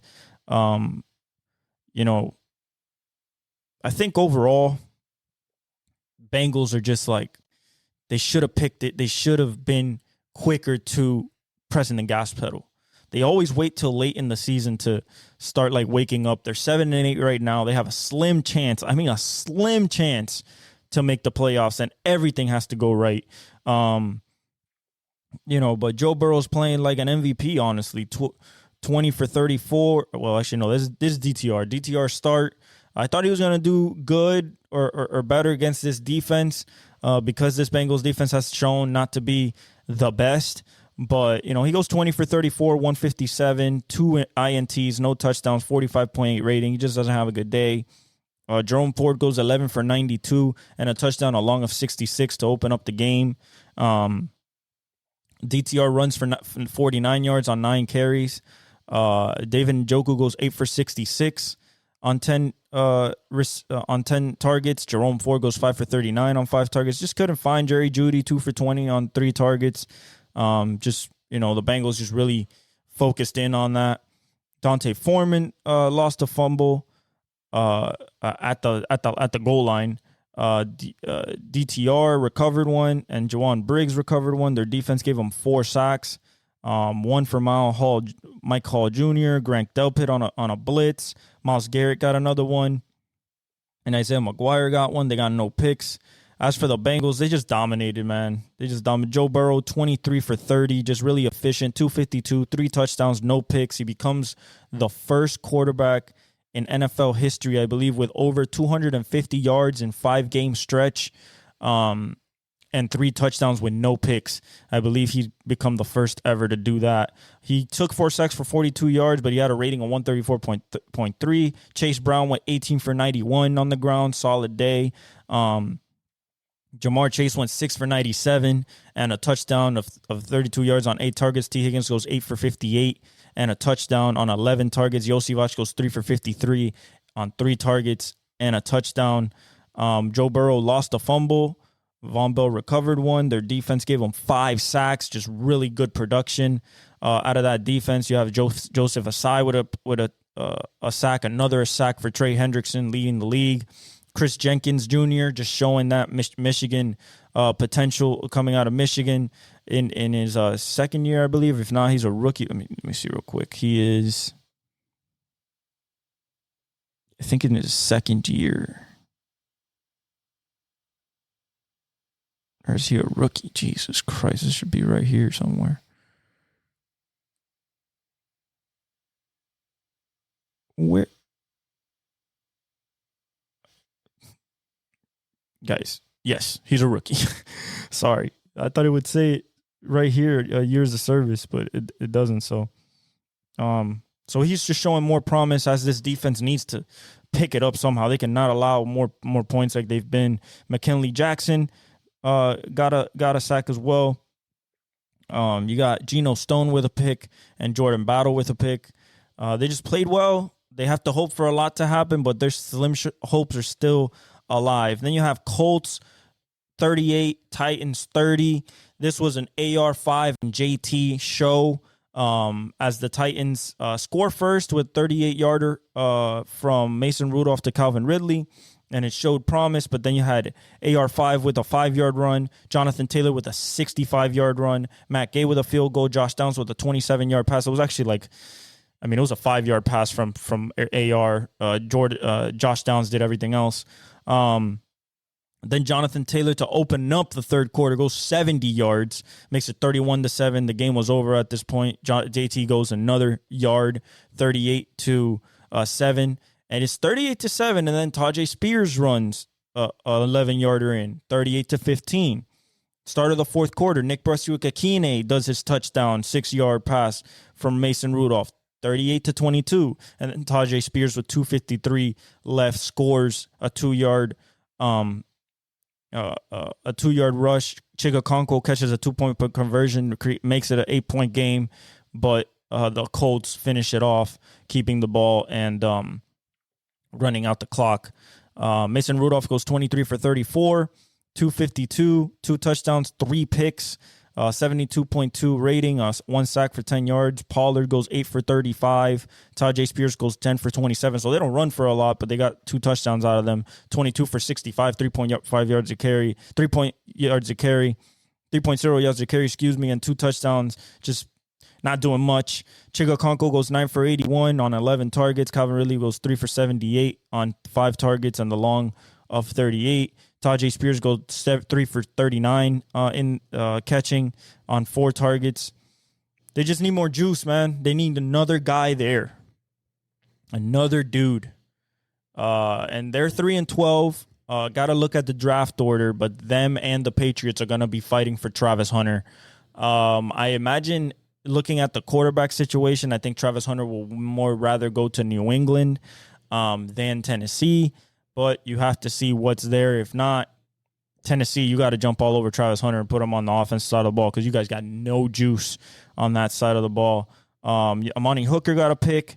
And that was it. As for the Colts, they only completed 7 passes. This is the AR5 formula. This is just like Riley Leonard. This is a little bit like Drew Adler in college right now, just basically running all the time. 11 attempts in total, 7 completions, 131 yards, a touchdown and a pick, 1 sack for 8 yards, a 97.2 rating for AR.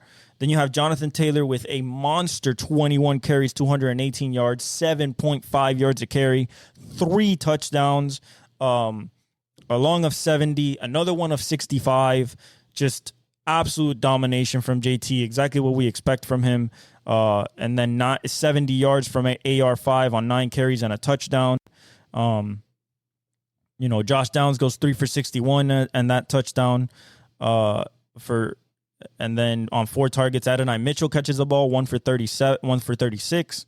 Michael Pittman goes 2 for 19 on 3 targets. Like, it was just 7 catches for 131, 18.7 yards a reception, but 1 touchdown from that receiving crew. And then they went 50 carries for 335 yards, averaging 6.7 yards a carry as a team, and 4 touchdowns and a long of 70. I mean, they just dominated Tennessee up front. They got 1 sack from the defense by Kwity Paye. They got 2 Kenny Moore interceptions, and Samuel Womack III an interception. They just dominated, and then Tennessee tried to create a comeback, but it was too little, too late. Indiana keeps their hopes alive by the slimmest of margins, just like the Bengals, of making the playoffs. Lions Bears. Jared Goff goes nuts again. 1 to Laporta on a Ben Johnson special fake fumble stumble play, getting Laporta open on the basically like a seam route or something like that, wide open. And then you get a Jamison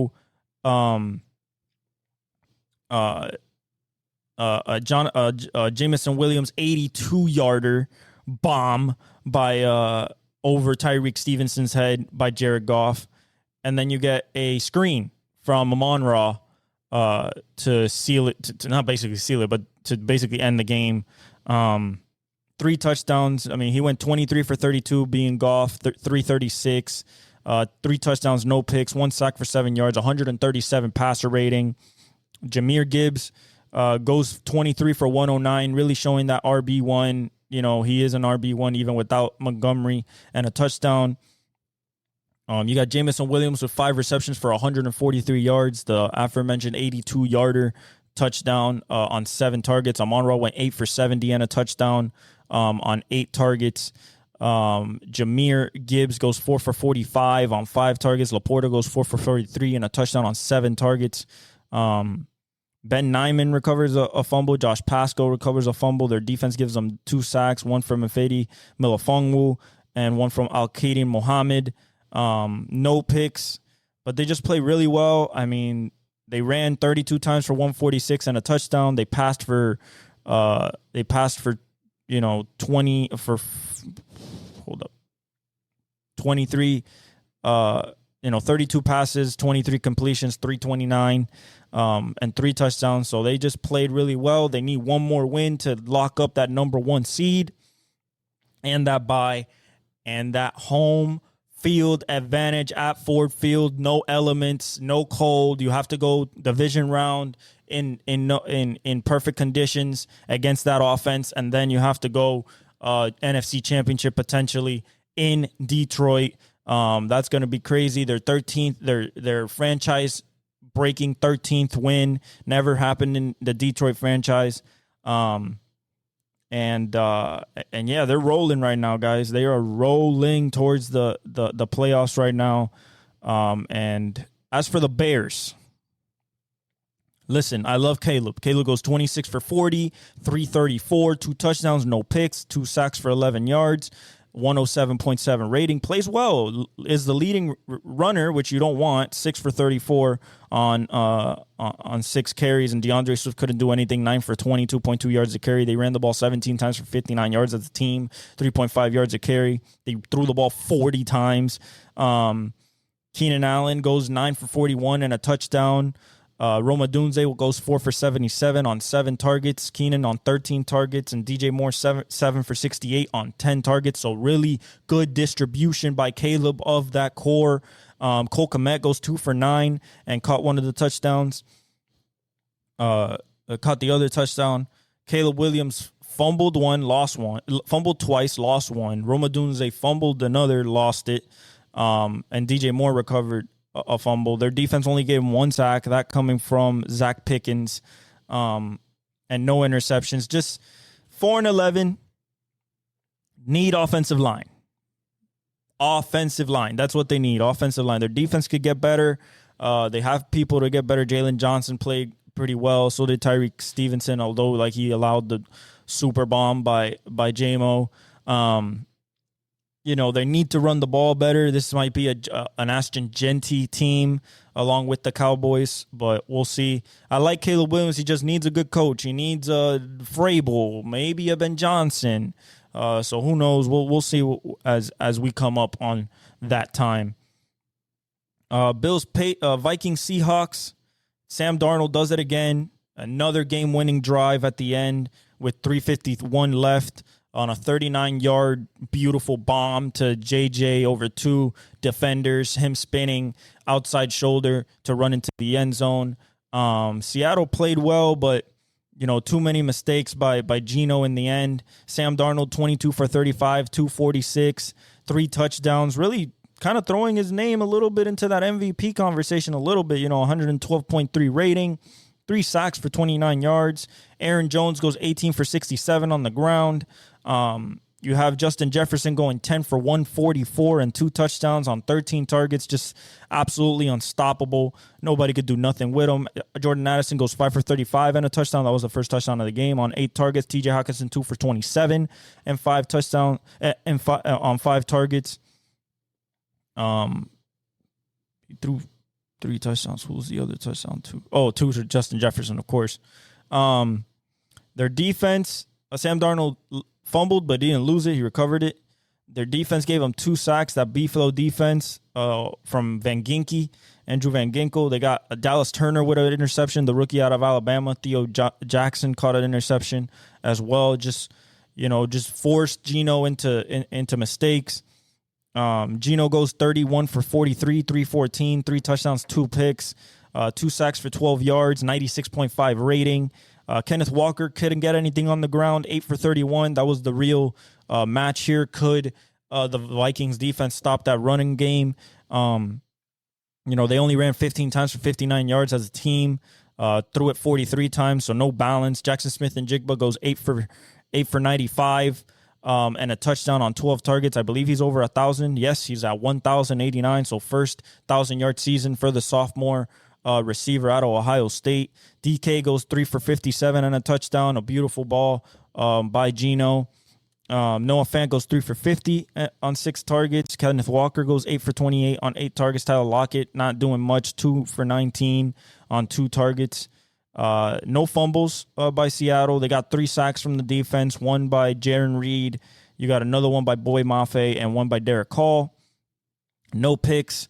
It's just like Minnesota just outlasted them, and they've done that all season long to everybody. They're 13-2, right behind the Lions. If the Lions slip a little bit, and it comes down to the finals, if they both win this week, it will come down to a showdown on the last week of the season for the number 1 seed in the NFC and also the division and home field advantage in the playoffs and the bye. So really, really good for the Minnesota, and it's going to come down to a slugger fest. Seahawks with this loss basically eliminate themselves from the playoffs with the Rams win. Unfortunately, what they have to do is keep working on the offensive line. Just add another receiver. I think Tyler Lockett's possibly getting a little old. You need more pass rusher, really good pass rusher in the maybe, got to see in the draft what's up, because they have a good record, so they're going to be a little lower than the top 10. But, shout out to the Vikings. Bills outlast the Patriots. Yes, you heard me right. 24-21. Bills outlast the Patriots. James Cook takes over. You had some good promise from Drake May. He threw 22 for 36, 261, 2 touchdowns and a pick, 2 sacks for 8 yards, 90.2 rating, really showing potential, good, making good throws, good decisions. I mean, still doing some rookie stuff, but showing off the legs that we saw at North Carolina. Ramondre went 12 for 60 and a touchdown. This game started 14-0 Patriots, believe it or not. It was 14-7 at half, and that was on James Cook's 46-yard run with 11:56 left in the second quarter. Nothing happened after that, just punt back and forth. And then the third quarter, James Cook gets a 4-yard pass from Josh Allen, makes it 14-14. Tyler Bass hits a 50-yard field goal, 17-14. And then Taron Johnson, fumble recovery in the end zone, makes it 24-14.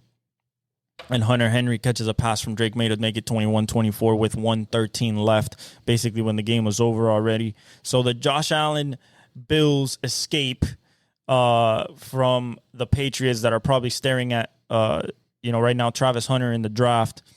Kayshon Boutte went 5 for 95, the LSU product, and a touchdown on a beautiful ball by Drake May. Austin Hooper goes 5 for 55 on 5 targets. Kayshon Boutte gets 7 targets. Hunter Henry goes 4 for 39 and a touchdown on 9 targets. Pop Douglas goes 4 for 33 on 5 targets. Kendrick Bourne 2 for 18 on 2 targets. Drake May fumbles twice, loses 1. Antonio Gibson fumbles as well. He recovered it. They got 1 sack from Jeremiah Farms Jr.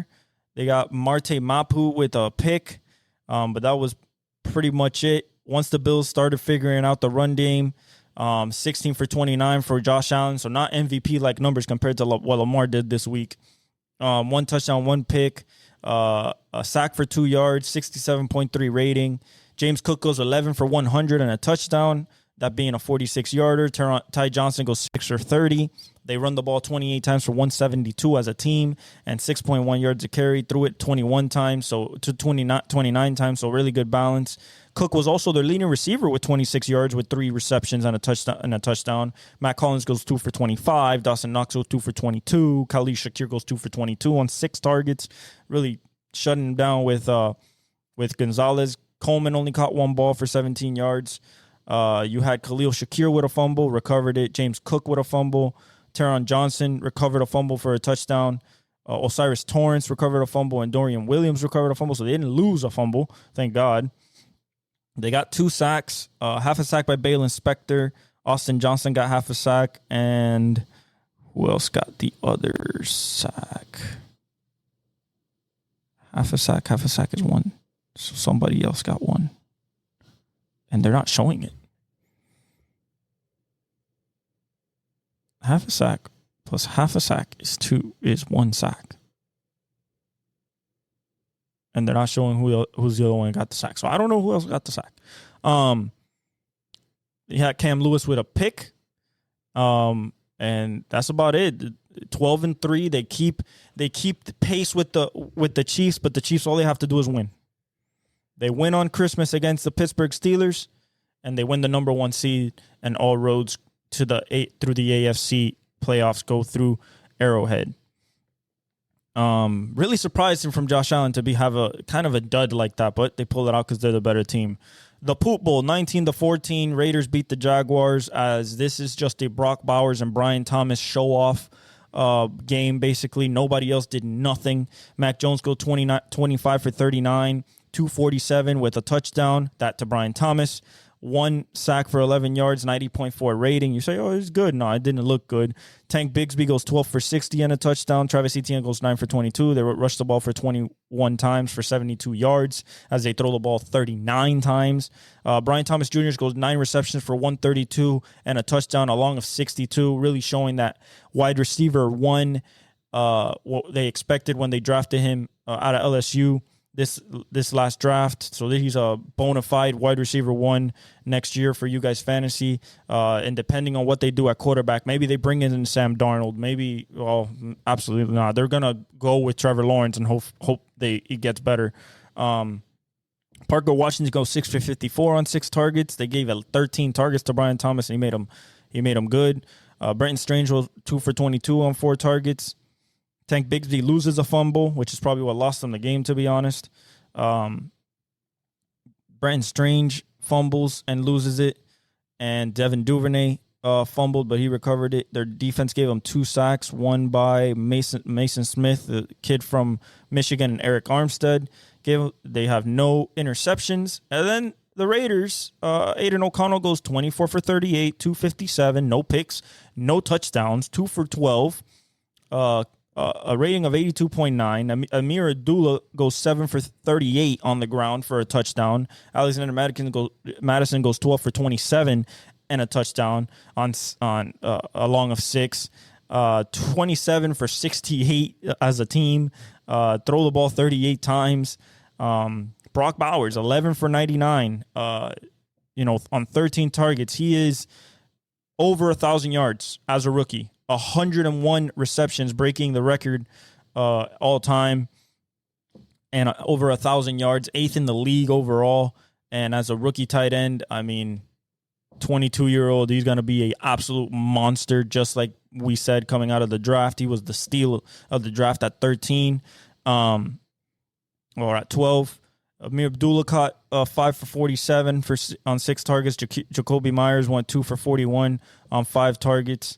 Trayvon Morig recovered a fumble. Thomas Harper recovered a fumble. Their defense gave him a Kayvon Chason got a sack. No picks. Just a poop bowl. Just a straight up poop bowl. It was 7-0 after the first quarter, 13-7 at halftime, and then 7-14, 7-13 at the end of the third, and then 6 points by the Raiders. It turned into a little bit of an exciting game, but 3-12 versus 3-12. Who's gonna get Shador, Cam Ward, or who's gonna get Travis Hunter? That's basically what you're fighting for there. 49ers Dolphins 29-17. Dolphins beat the 49ers behind Devon Achane. And their defense just turning Brock Purdy over, showing that maybe he is not a $50 million a year quarterback this offseason. The Dolphins keep that slimmest playoff chances alive. They keep up with the Bengals and the Colts. Brock Purdy goes 26 for 40, 313, 2 touchdowns and a pick. Rating of 95.1, 3 sacks for 20 yards. Brock Purdy also the leading rusher, which is not good. 4 carries for 26 yards. They couldn't run the ball at all. 18 carries for 81 yards as a team. They threw the ball 40 times. George Kittle goes 8 for 106 through the air, catching, receiving on 9 targets. Debo goes 7 for 96 and a touchdown. Really showed up finally. So people who had him on the bench, me, for your fantasy football playoffs, if you had any, really bad. If you sat him because he decided to pop up now, out of all times. Jawan Jennings 4 for 51, who we expected to be the number 1 on 6 targets. Ricky Pearsall 4 for 37 on 4 targets. Their defense gave them 0 sacks. 0 interceptions. Just non-existent defense, essentially, because they gave up 22 of 34 for 215 and a touchdown to Tua. No sacks, 92.2 rating. Devon Achane was 17 for 120 on the ground and a touchdown along of 50, showing off that speed. Raheem went 8 for 31. We ran 30 times for 166 yards and a touchdown. And we passed 34 times for 215. Devon Achane was also our leading receiver, 6 for 70 on 7 targets. Jonnu Smith goes 6 for 62 on 6 targets. And Tyreek Hill goes 3 for 21, 3 for 29, and a touchdown on 7 targets. No Jalen Waddle, and still not using Tyreek Hill.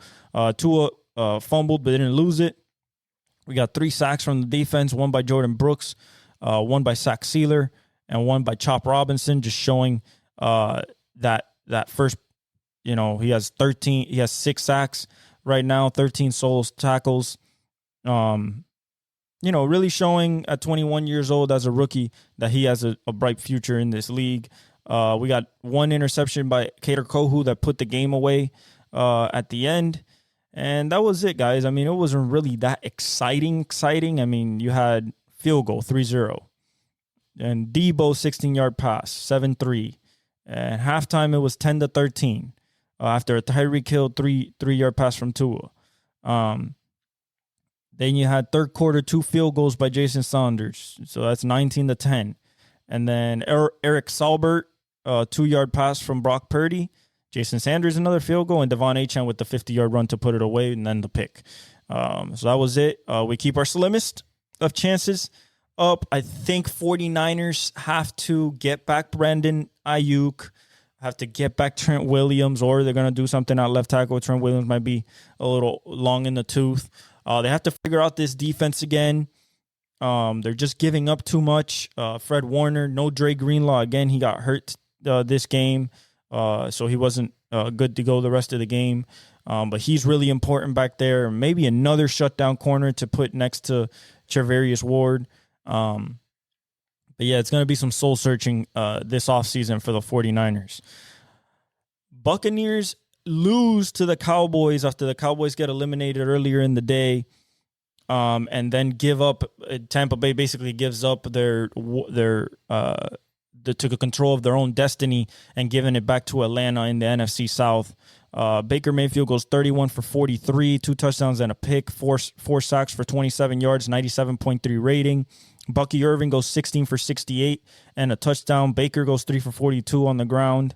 23 carries for 134 yards as a team and a touchdown, 43 passes. Mike Evans goes 5 for 69, so he has to do more. He's at 818, so he has to average, I think, like 120 something, 130 something over the last 2 games to get to that 11th straight 1,000-yard season. Jalen McMillan is showing promise as a wide receiver 2 right now, 5 for 57 and a touchdown on 7 targets. Rachaad White went 7 for 50 on 8 targets. Rachaad White also lost a fumble. That was big. Baker fumbled and Payne Durham fumbled, but Baker recovered his fumble. They got 1 sack from the defense. Yaya Diaby got half a sack, and Kalijah Kancey got half a sack. They got Raheem Jarrett got no. They didn't get no interceptions. And then as for the Cowboys, just a gutsy performance.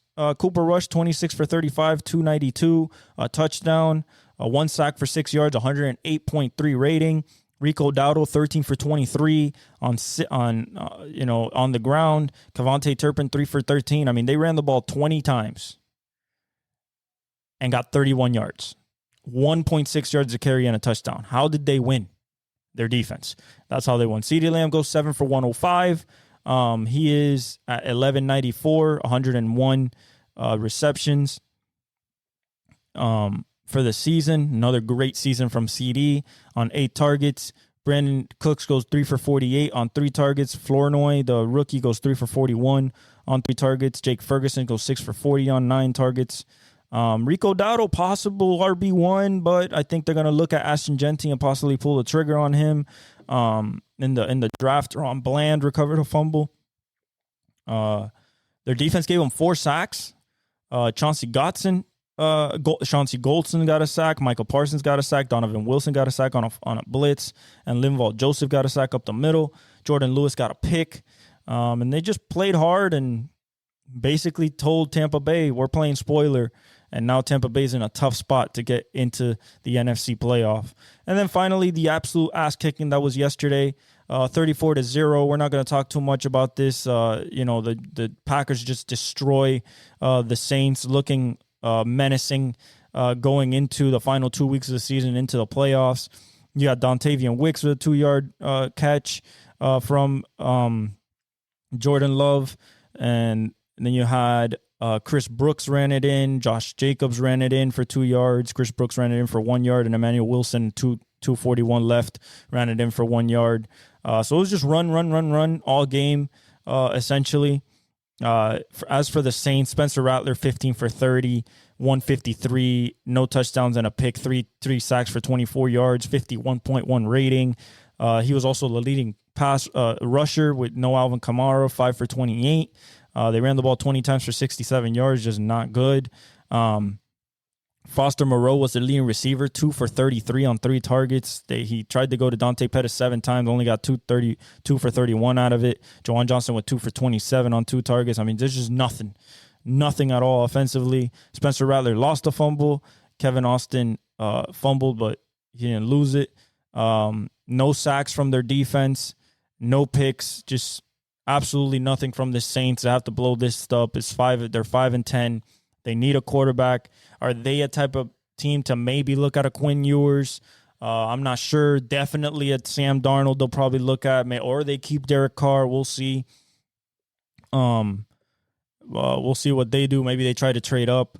Who knows? As for the Packers, just looking really sharp. Jordan Love, 18 for 28, 182 and a touchdown.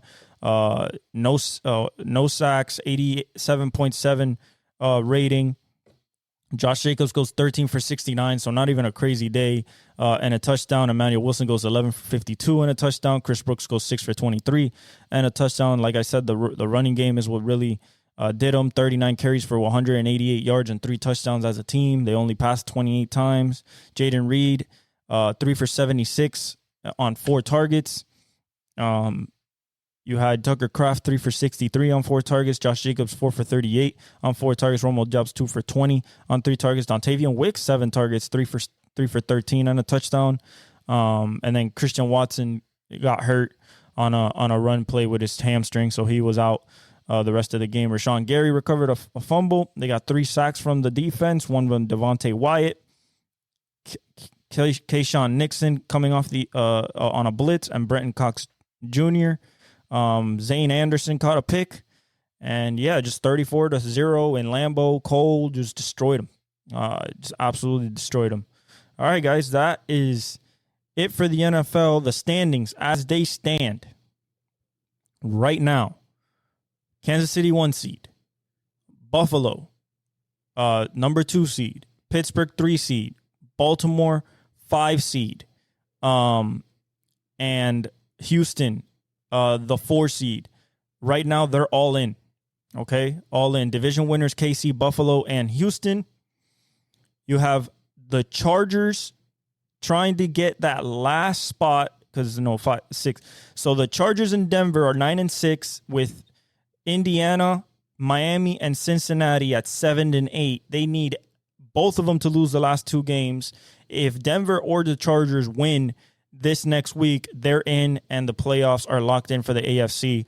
It was going to be Chargers, Denver, those last 2 spots. In the NFC, you have Detroit, playoff berth, Minnesota, playoff berth, Philadelphia, playoff berth, and Green Bay with this last win, playoff berth. Now, you have Detroit at the 1 seed currently. Minnesota's the 5 seed, but they're 13-2, and if Detroit slips or they beat them in Week 18, they get the number 1 seed and the bye through the playoffs and the division as well. Philly's the 2 seed at 12-3, so they're right there lurking. Green Bay is the 6 seed at 11-4, but they're already in. And then Washington, the Rams, Atlanta, Tampa Bay, and Seattle are fighting for those last 3 spots. Of course, the Washington and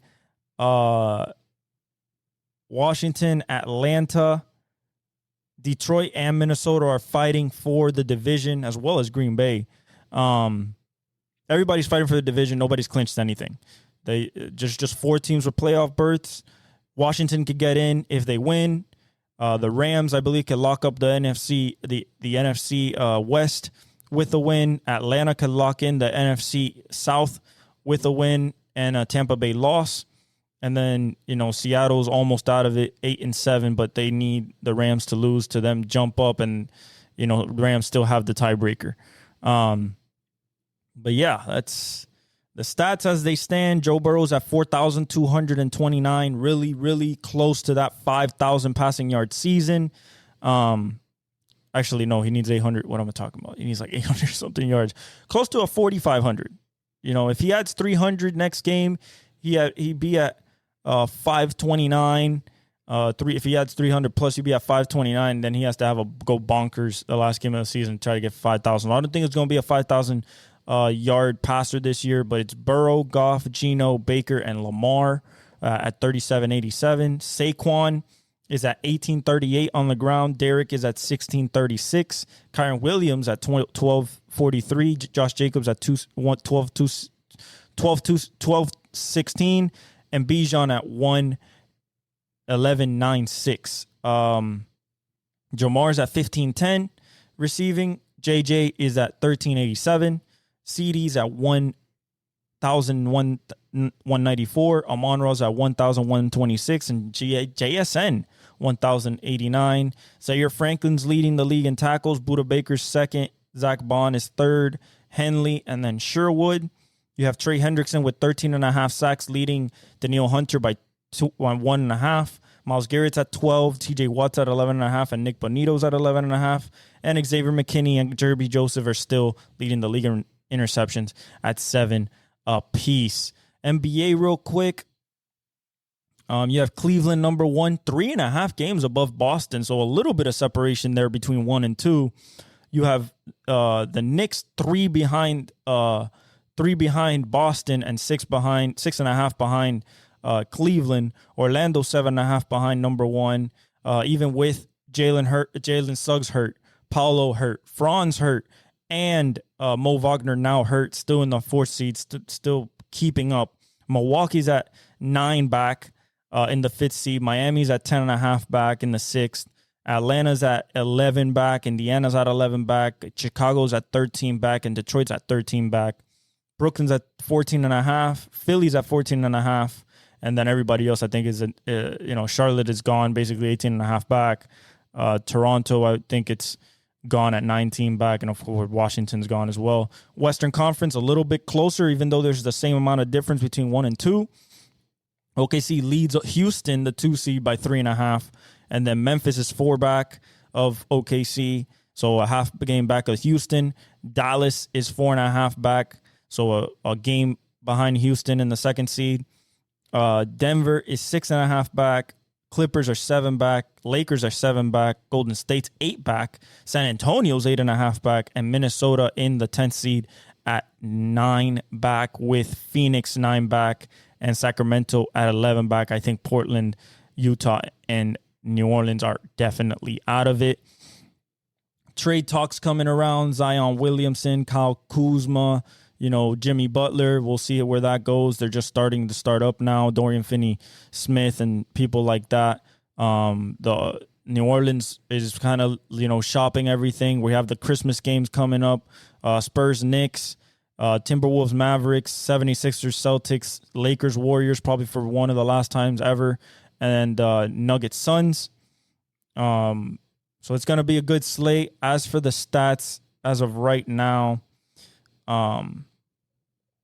we have Giannis at 32.7 a game, leading there.